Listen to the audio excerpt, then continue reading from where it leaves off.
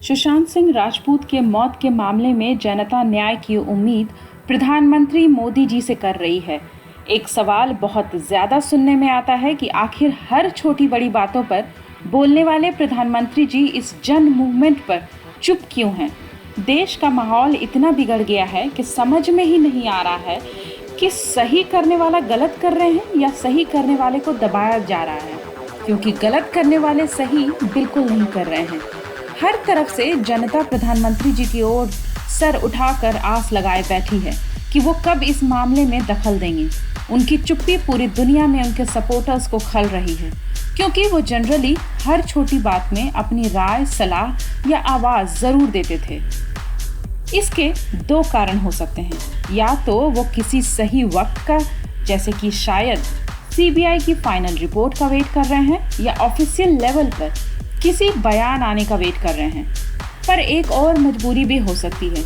क्या पता ये हो कि जिनके खुद के घर शीशे के हों वो दूसरों के घरों पे पत्थर नहीं मारते। ये जुमला यहाँ मुझे सटीक लगता है। किस लिए लगता है ये सुनिए। एक बीजेपी एमएलए है मणिपुर से, ओकराम हेनरी सिंह, जो मणिपुर के पूर्व मुख्यमंत्री इकराम सिंह गोगोई के भतीजे हैं। पहले कांग्रेस में थे और 2020 में बीजेपी के साथ मिल गए हैं। साल 2013 में इन पर ड्रग्स ट्रैफिकिंग का आरोप लगा था। बाकायदा चार्जशीट जारी थी और अरेस्ट के ऑर्डर्स थे। ये 2017 में कांग्रेस के साथ चुनाव लड़ रहे थे और तब उसी साल विधानसभा में भाजपा ने इसको बहुत बड़ा मुद्दा बनाया था। बीजेपी ने उस वक्त के मुख्यमंत्री ओकराम सिंह से इस्तीफा भी मांगा था, क्योंकि इनके भतीजे सीधे सीधे ड्रग्स ट्रैफिकिंग में इन्वॉल्व हो गए थे। ठीक 3 साल बाद ओकराम हेनरी सिंह बीजेपी विधायक हैं।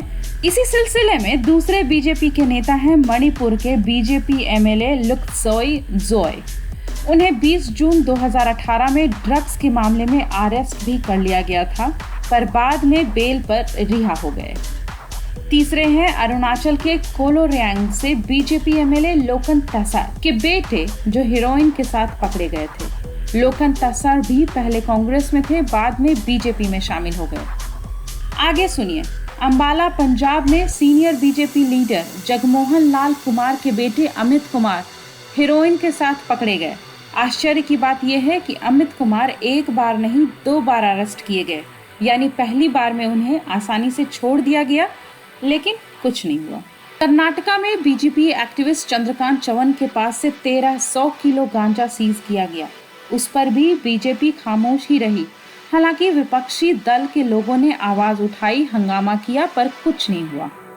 इनके बाद गोवा में वासुदेव परव ने अपने आवंटित प्लॉट को 3 वियतनाम मूल के विदेशी नागरिकों को 2018 में 70,000 रुपए के मंथली रेंट पर अलॉट कर दिया था।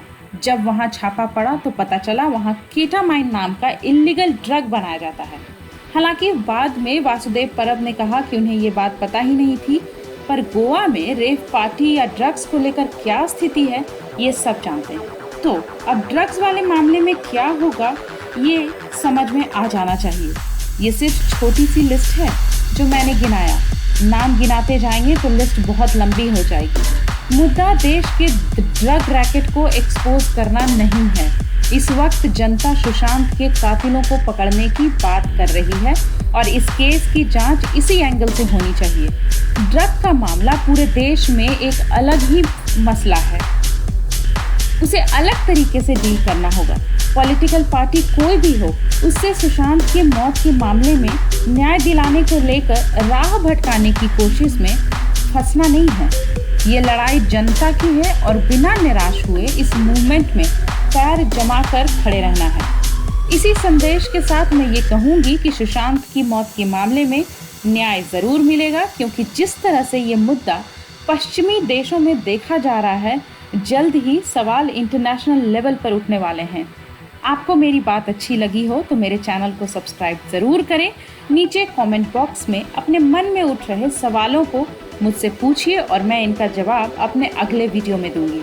मेरा अगला वीडियो देखने के लिए प्लीज़ सब्सक्राइब करें और बेल आइकन को ज़रूर दबाएं।